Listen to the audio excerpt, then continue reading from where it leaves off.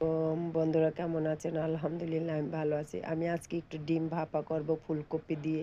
তো এখানে ৪ টি ডিম নিয়েছি আর পেঁয়াজ, মরিচ, হলুদে গুঁড়ো, ধনিয়া গুঁড়ো সব গুঁড়োই নিয়েছি। এখন একসাথে ভালো করে একটু মেখে নিব। আর এখানে স্বাদ অনুযায়ী একটু লবণ দিয়ে দিব। আর পেঁয়াজ, মরিচটা হাতে ডলে নিয়েছি। এখন চামিচ দিয়ে ভালো করে ফেটিয়ে নিতে হবে, যাতে ডিমের সাথে মিশ্রণটা একেবারেই মিশে যায়। দেখুন কত সুন্দর মিশে গেছে। এখন আমি একটা প্লাস্টিক নিয়েছি, মানে পলিথিন, ওটা একটা বাটির উপরে রেখেছি আর হালকা একটু তেল দিয়ে দিয়েছি। এখন এটা আস্তে আস্তে আমি এটা ঢেলে দিব, মানে এটা আবার সিদ্ধ করে নিব। তাই এখন আমি সবগুলো ঢেলে নিলাম।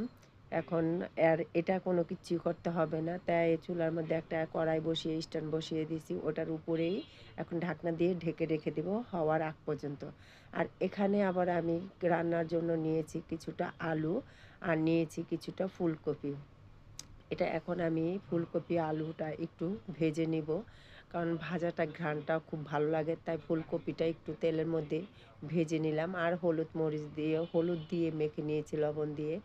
দেখুন আলুটাও ভেজে নিলাম। আলুটা অফ ক্যামেরায় ঢেলে দিয়েছি, কারণ এটা আর দেখানোর কোনো প্রয়োজন নাই। আর এখানে তেল দিয়ে দিয়েছি, দিয়ে দিলাম একটু জিরা আর দিয়ে দিলাম দুটো তেজপাতা। এটা দিয়ে এখন দিয়ে দিব পেঁয়াজ। পেঁয়াজটা ভালো করে একটু ভেজে নিতে হবে। তারপর দিয়ে দিব একটু আদা রসুন বাটা। তারপরে দিয়ে দিব একটু পানি। পানিটা দিয়ে সব মশলা দিব, হলুদ, মরিচ, ধনিয়া, জিরা। এটা দিয়ে মশলাটা ভালো করে কষিয়ে নিব। তারপর দিয়ে দিব একটু স্বাদ অনুযায়ী লবণ। লবণটা দিয়ে দিব এখানে হচ্ছে নারকেল বাটা। নারকেল বাটাটাই কিন্তু এই ডিম ভাপার খুব প্রিয় মানে জিনিসটা। এটা দিলে খুব ভালো লাগে ডিম ভাপাটা। দেখুন মশলাটা অনেক কষানো হয়ে গেছে। তাই এখন আমি সব কপি আর হচ্ছে আলুটা ভালো করে কষিয়ে নিব।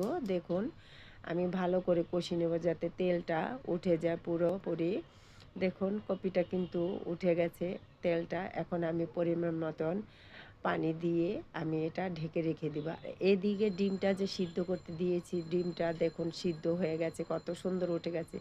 আর দেখেন একটু কোনো দিকে একটু ভাঙে নাই, কত সুন্দর দেখাচ্ছে। এখন আমি অফ ক্যামেরায় ডিমটা কেটে নেব ছোট ছোট করে, কারণ কাটা জিনিসটা দেখানোর কিছুই না, তাই আমি ছোট ছোট করে কেটে নিলাম।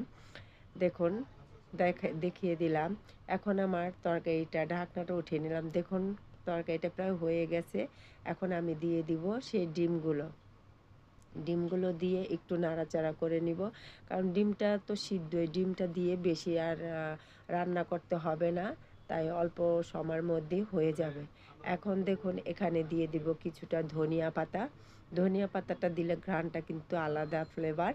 আর দিয়ে দিব কটা কাঁচামরিচ, মানে ৪টি কাঁচামরিচ দিয়ে দিছি। দেখুন আমার তরকারিটা কিন্তু হয়ে গেছে। ডিম ভাপাটা ফুলকপি দিয়ে কত দেখতে অসাধারণ দেখুন, তাই না? খেতেও কিন্তু খুব ভালো লাগে। একবার হলেও এভাবে খেয়ে দেখবেন। বন্ধুরা যারা যারা এই ভিডিওটা দেখবেন তারা সবাই লাইক কমেন্ট করবেন। ভিডিওটি সম্পূর্ণভাবে দেখবেন, দেখে আমার পাশে থাকবেন। নতুন পুরনো সবাই কাছে অনুরোধ, সবাই আমার পাশে থাকবেন। আল্লাহ হাফেজ।